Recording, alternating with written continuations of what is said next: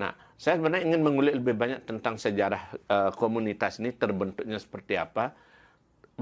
Boleh diceritakan nggak gimana awalnya terbentuknya komunitas Nirkala ini?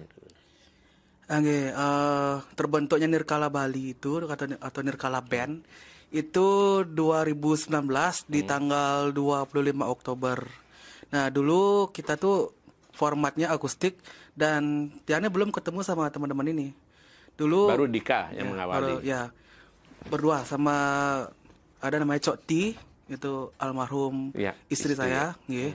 Nika berdua dan kita format itu akustik dan lebih ke sastra bahasa Bali. Oh. Karena kan kita dulu kuliah di UHN Sugriwa. Nah, Nika terus ketemu sama teman namanya Dewo. Itu yang mengisi Kajun.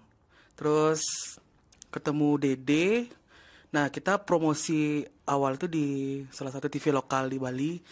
Itu udah diterima kita promosi. Nah, terus Sudah punya lagu sendiri waktu itu? sudah. Udah. Di sepanjang perjalanan itu saya udah buat lagu. Oke. Itu salah satunya lagu Semangat. Nah, itu artinya pada waktu awal itu Dika memang berpikiran bahwa kalau nggak band atau misalnya waktu itu hanya berawal dari hobi main musik aja dulu. Jadi, Berawal dari hobi dan ingin sekali punya grup yang satu visi misi.